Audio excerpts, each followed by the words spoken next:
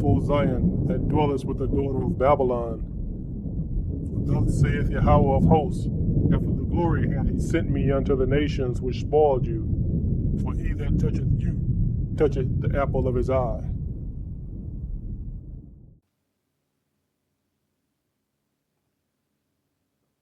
Shalom, brothers and sisters. I'm Brother Jonas, and the title of this video is Deuteronomy 1, Israel's Unbelief. There are a number of things God detests, dislike, and even hate. The number one thing is a lie, because a lie in the Garden of Eden set all this worldly wickedness in motion. The lie told to Eve by the spirit of Satan in the serpent set all this wickedness in the world today and in the past in motion. Unbelief is many strange spirits. Unbelief is many strange spirits that has many names, and fear is one of those names that plague us today, that plagued us in the past. It is probably the greatest spirit that hinders us and separates us from the Most High.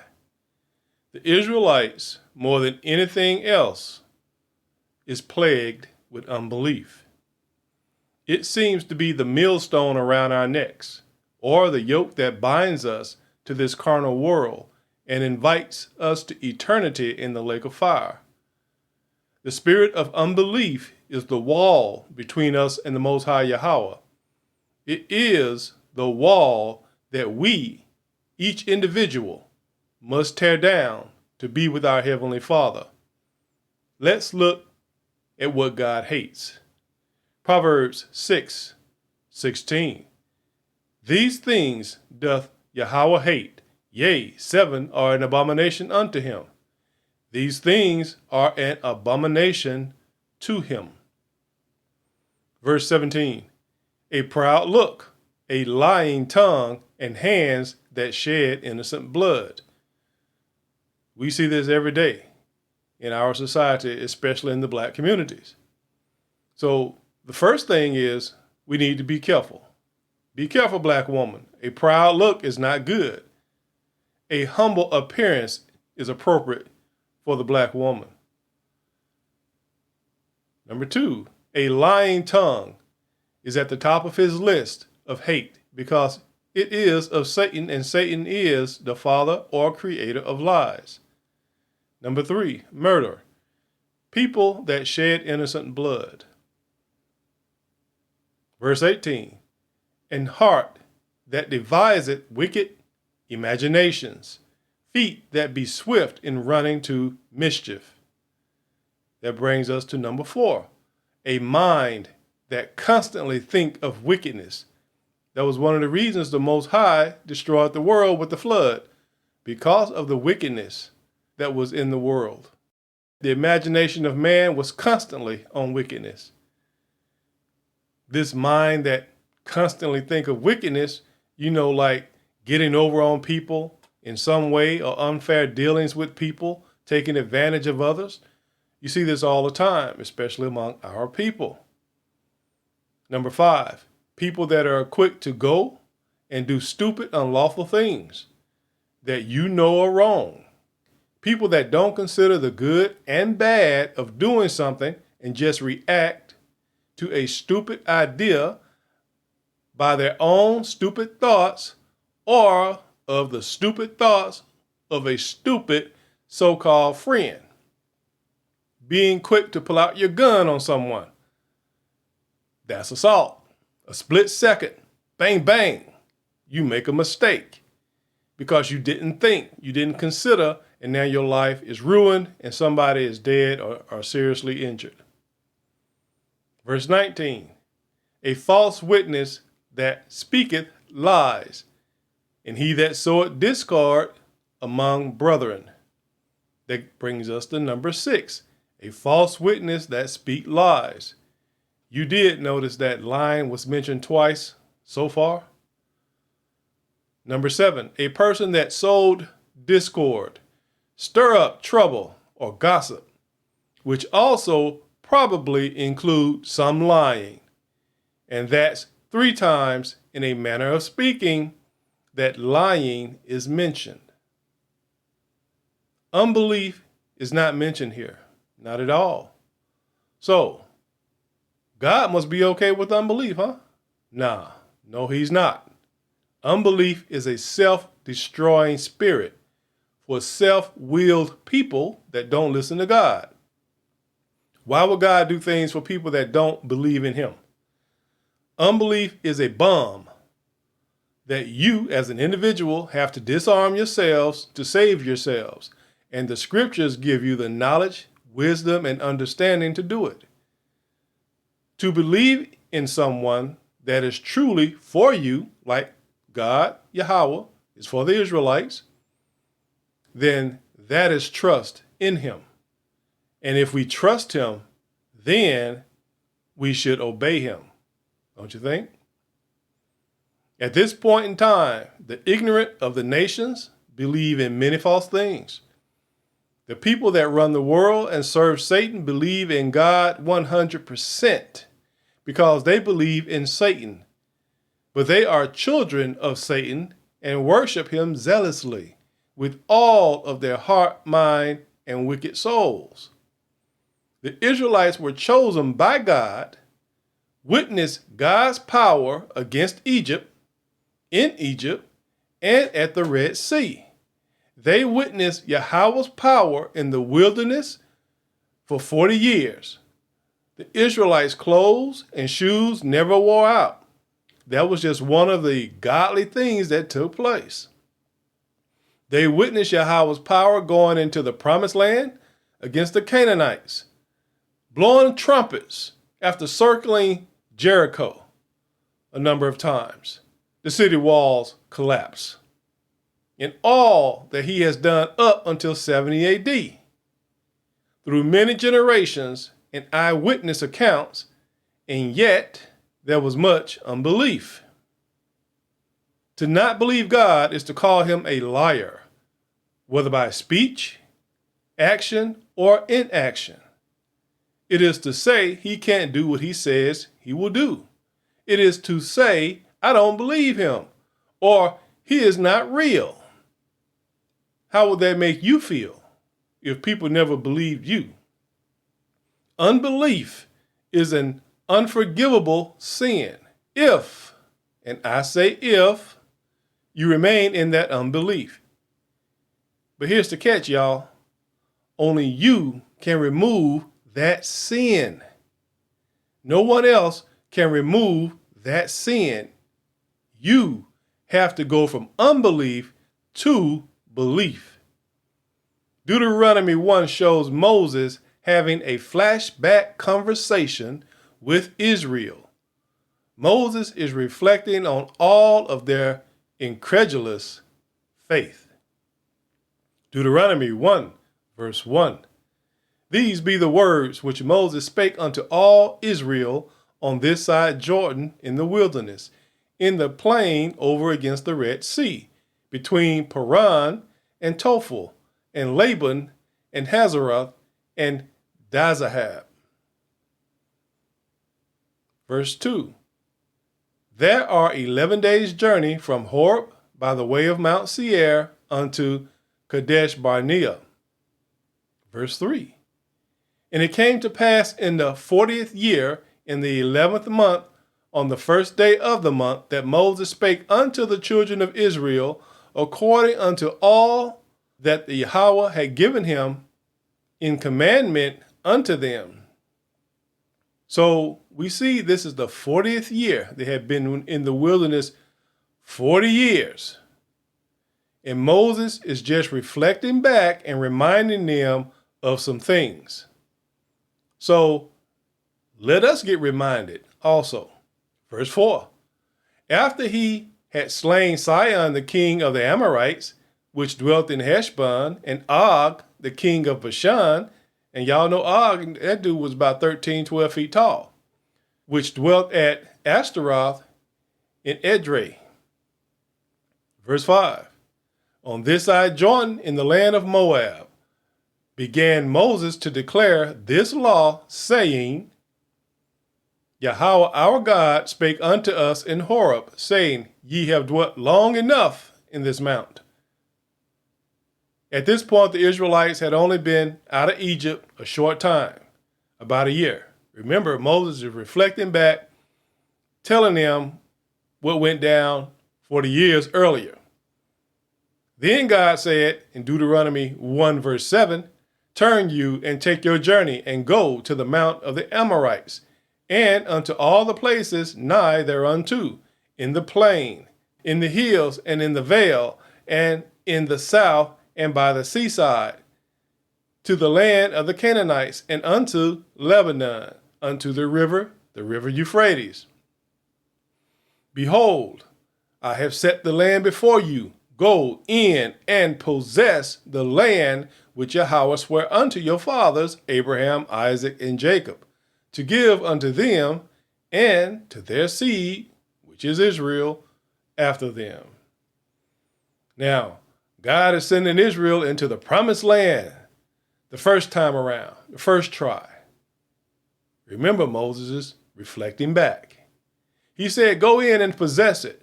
Moses is having a flashback conversation with them. And I keep reminding you of this because it's easy to get turned around.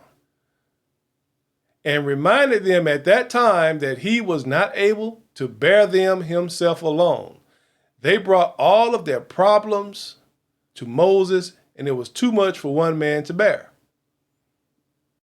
Verse 9, And I spake unto you at that time, saying, I am not able to bear you myself alone.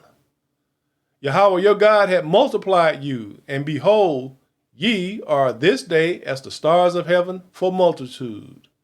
There were millions of Israelites, too much for one man to govern and to tend to all by himself. That was a great burden. Deuteronomy 1, verse 11. Yahawah God of your fathers make you 1,000 times so many more as you are, and bless you, as he had promised you. Verse 12. How can I myself alone bear your cumbrance, and your burden, and your strife? They got on Moses' last nerve, y'all. You know our people. You go back and read the history, you will see they got on Moses' last nerve with every little nitpicking thing. Verse 13. Take you wise men and understanding and known among your tribes, and I will make them rulers over you. So Moses picked rulers to help him out. Verse 14. And ye answered me and said, the thing which thou hast spoken is good for us. Oh, they like that. The people like that idea. They like having men over them because they could corrupt men in some way. And it put another buffer between them and the Most High. Remember, when they were in the wilderness, they wanted a king. And God said, I'm your king. Oh, no, we want a man. They want a man. Why would you want a man when you can have God himself as your king? People want a man because they can corrupt a man. Verse 15. So I took the chief of your tribes, wise men, and known to you, and made them heads over you, captains over thousands, and captains over hundreds, and captains over 50s, and captains over 10s, and officers among your tribes. And I charge your judges at that time, saying, hear the causes between your brethren, and judge righteously between every man and his brother, and the stranger that is with him. Ye shall not respect persons in judgment, but ye shall hear the small as well as the great. Ye shall not be afraid of the face of man, for the judgment is God's.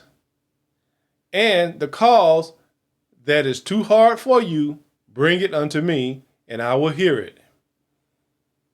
Hear what Moses said. The judgment of the rulers is God's judgment.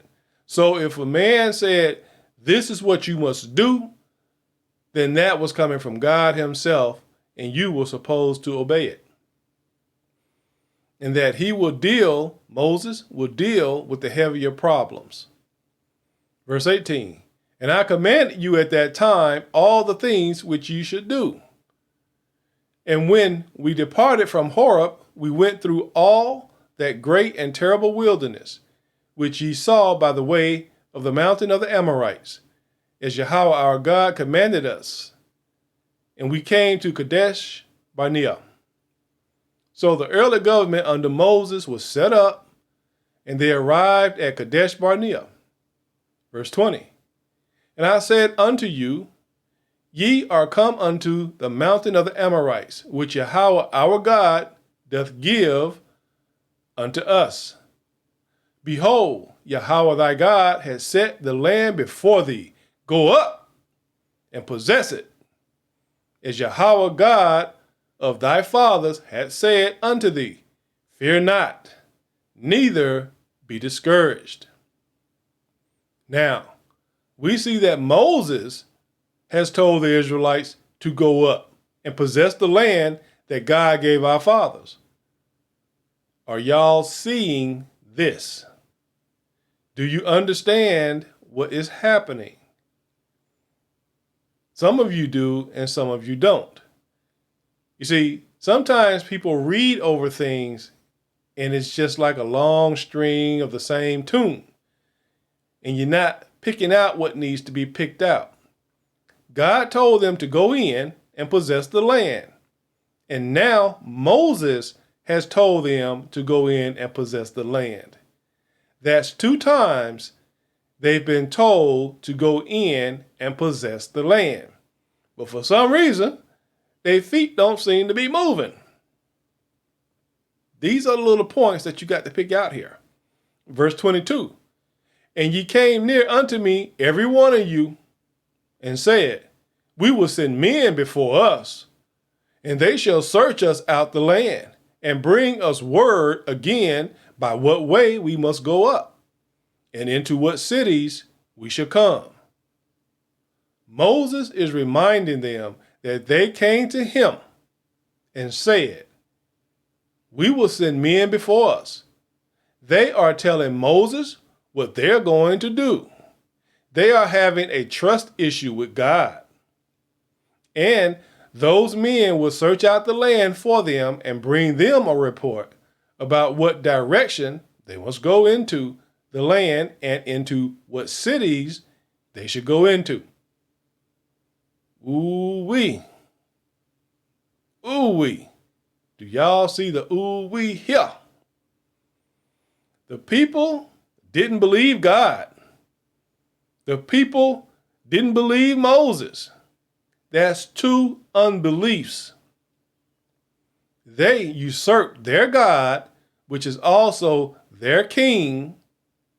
They usurped their appointed governor, appointed by their God. They then decided themselves, they took it upon themselves, what they were going to do. Verse 23, and the saying pleased me well, and I took 12 men of you, one of a tribe. So Moses said, okay. He said it pleased him. But why did it please Moses? Did Moses know something they didn't know? Verse 24, and they turned and went up into the mountain and came unto the valley of Eshcol and searched it out. And they took of the fruit of the land in their hands. Now this is Caleb and Joshua.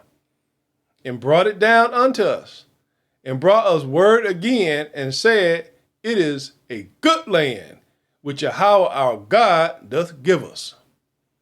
A cheerful report, a good report. So Joshua and Caleb came back with a good report and a large sample of the fruit, clusters of grapes, 5 feet long and heavy, carried on a pole by both of them. The fruit of the land was good. And they said, it is a good land which Yahawah our God give us. Moses now said to them, reminding them, verse 26, notwithstanding, you would not go up, but rebelled against the commandment of Yahawah your God. Some more ooh-wee is coming. Verse 27, and ye murmured in your tents, and said, because Yahawah hated us, he had brought us forth out of the land of Egypt to deliver us into the hand of the Amorites, to destroy us. They murmured or whined in their tents, thinking the Most High God, Yahawah, couldn't hear them. He can't hear what we saying, y'all. Then they blasphemed or lied on the Most High and charged evil to God. They said, because Yahawah has hated us, he have brought us out of the land of Egypt to deliver us into the hand of the Amorites to destroy us. The other 10 men brought back a report of fear and unbelief that the Most High could not deal with the very tall men of the land. They say the men are giants. We are like ants to them. And the walls reach up to the heavens. They lied. And the people exacerbated their own unbelief. Verse 28. Whither shall we go up? Our brethren have discouraged our heart, saying the people is greater and taller than we. The cities are great and walled up to heaven.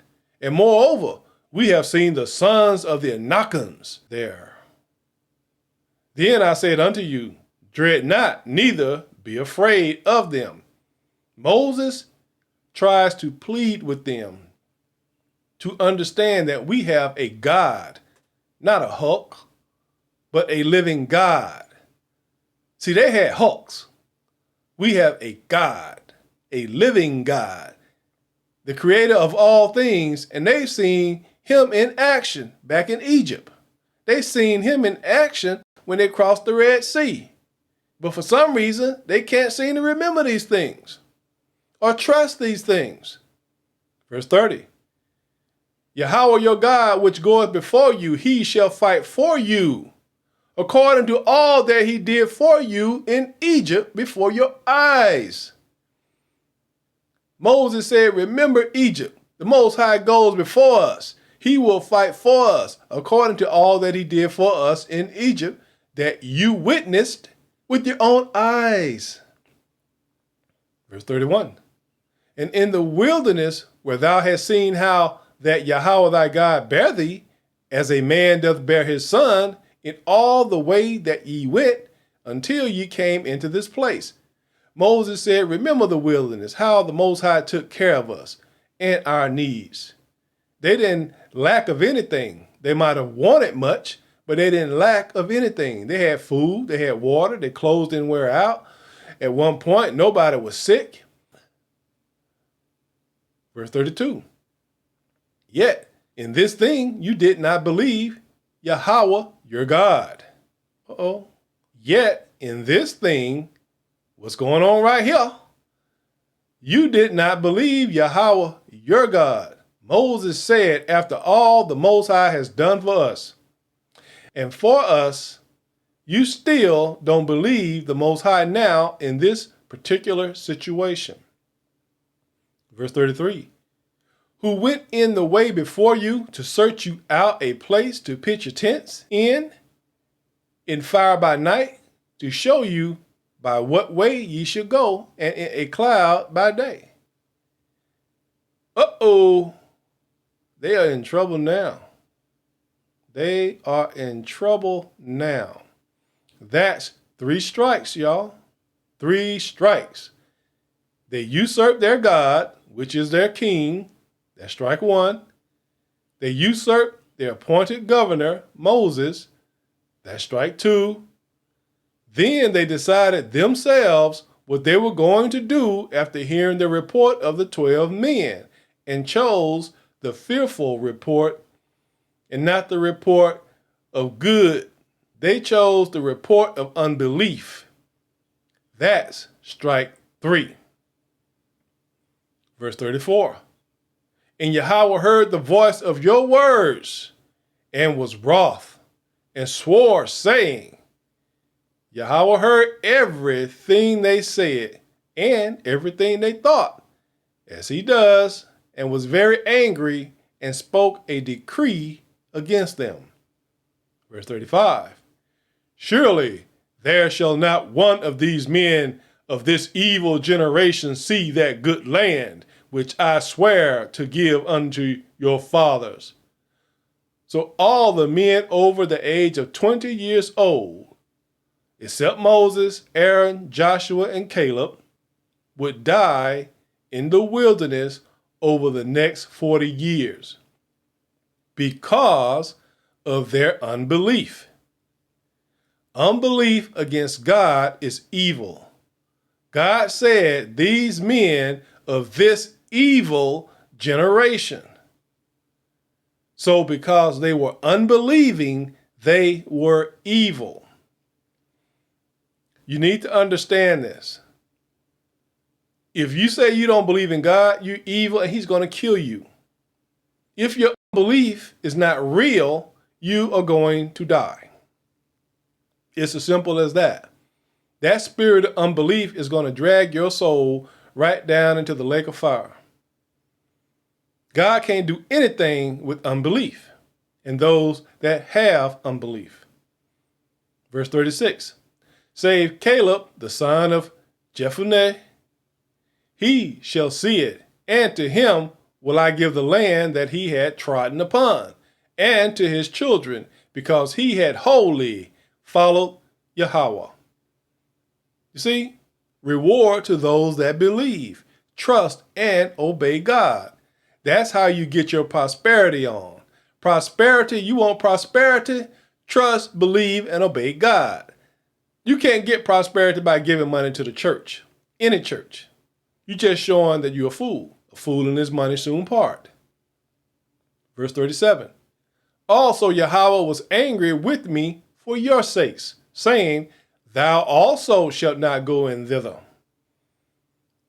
Most High told Moses, you ain't going in either. So Moses told him that God was angry with him also because Moses, y'all remember why God was angry with Moses? Because Moses let the people get to him and frustrate him. So you can't let our people do that to you. You know, some people like dealing with all the trouble of the Israelites, but I ain't got time for it. And caused Moses to sin against God by striking the rock for water instead of speaking to it. So Moses got so frustrated, God told him, go speak to the rock and tell it to give up the water.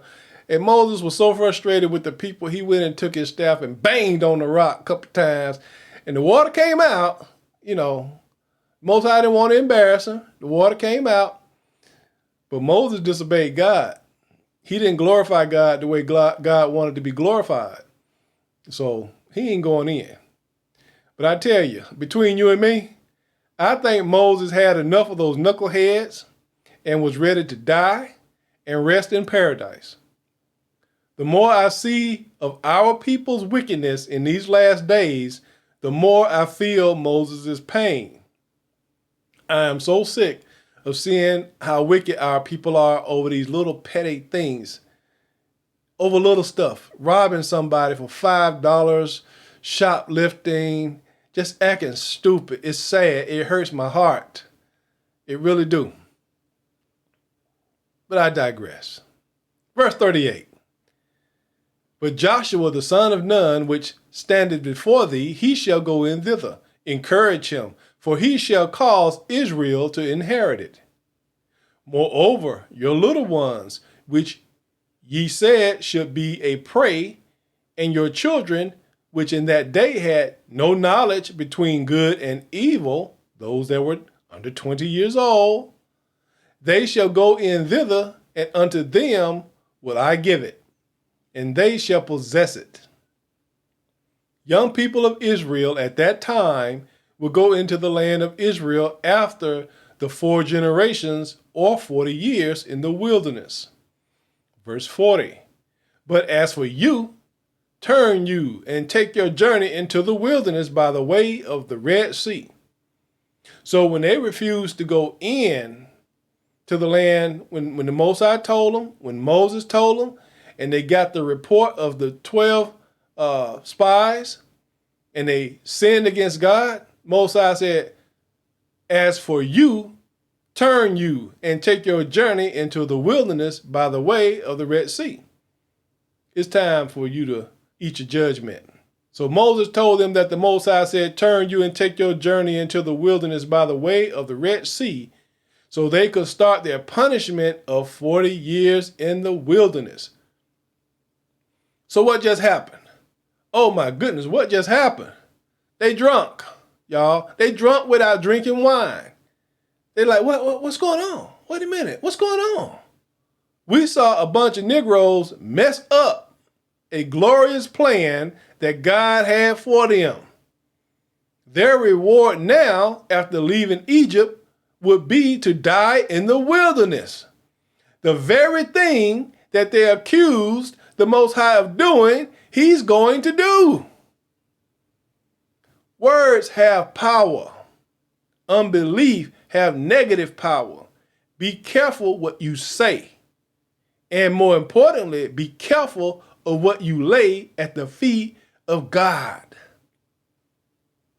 Let's see what the Jakes do now, because when you strike out at bat, you always want another shot at bat. You want to redeem yourself, don't you? You want to get back up to that plate and show them that you can hit that ball. So let's see what these Israelites, these Jakes, do. Verse 41. Then ye answered and said unto me, we have sinned against Yahawah. We will go up and fight according to all that Yahawah our God commanded us. Now they're ready to go fight. They're ready to go in now. And when ye had girded on every man his weapons of war, ye were ready to go up into the hill. Oh, now those knuckle-headed, blasphemous, disobeying, unbelieving Israelites want to go in and take the land after they struck out. And the Most High handed down their judgment. Verse 42. And Yahawah said unto me, say unto them, go not up, neither fight, for I am not among you, lest ye be smitten before your enemies. The Most High made that clear. The Most High warned them. They did not listen.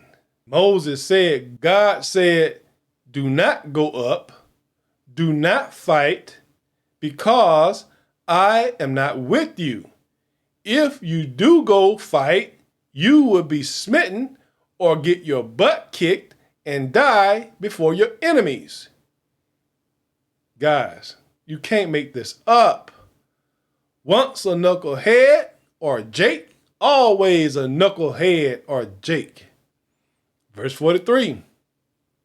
So I spake unto you, and ye would not hear, but rebel against the commandment of Yahawah, and went presumptuously up into the hill. Man, our people. You took a second at bat anyway. The coach said, sit your butt down on the bench. You grabbed that bat and walked up to the plate anyway. And the pitcher beamed you in the head with 100-mile-an-hour, three-fingered fastball. The people took it upon themselves to go fight anyway. That's 4 times they rebelled and disobeyed God. Even after receiving their 40-year in the wilderness, die in the dust judgment. Unbelievable. Unbelievable. Verse 44. And the Amorites which dwelt in that mountain came out against you and chased you, as bees do, and destroyed you in Seir, even unto Hormah. The Amorites spanked that booty all over the land, from Seir to Hormah. Verse 45. And ye returned and wept before Yahawah, but Yahawah would not hearken to your voice, nor give ear unto you. Now they cried after being judged and getting tore up by the Amorites. Trusting God would have been so much easier. It just would have been so much easier, and that applies to our lives today. If we trust God and do what he say, it's just so much easier for us. Our lives will be so much better. We'd avoid so much trouble. But for some reason, we don't want to do that. See, that's where that knucklehead come in at. The head skull is so thick. The ears are stuffed with so much wax, it can't receive what God is trying to give them. Verse 46. So ye abode in Kadesh many days, according unto the days that ye abode there. 40 years, y'all. 40 years. This was a nice lesson of what unbelief, rebellion, and disobedience can do to people, wasn't it? Let's get some bonus learning on this story. You know, there's always some bonus learning we can sop up with some bread and finish that meal off with. Israel was destined to do the things they did, weren't they? Do you agree with that assessment? Let me show you. They were not going to go into the promised land at that time anyway. God knew it from the beginning of creation, but he had to let it play out. See, that's what a lot of folks don't understand about the Most High and the plan for man that he had, 7,000 years. He had to let it play out. Like Abraham taking Isaac to sacrifice him, but he didn't sacrifice him. God let it play out. This was for our learning today, for you and me in our time, to show us that we are a stiff-necked people, so that you could also recognize that, yeah, you are the Israelites. We are that stiff-necked, knuckle-headed people, full of rebellion and wickedness. So, knowing all that, we can repent. There's still hope for us, y'all. The Most High talked to Abram in the way back and told him this. Genesis 15, verse 13. He said unto Abram, know of a surety that thy seed shall be a stranger in a land that is not theirs, and shall serve them, and they shall afflict them 400 years.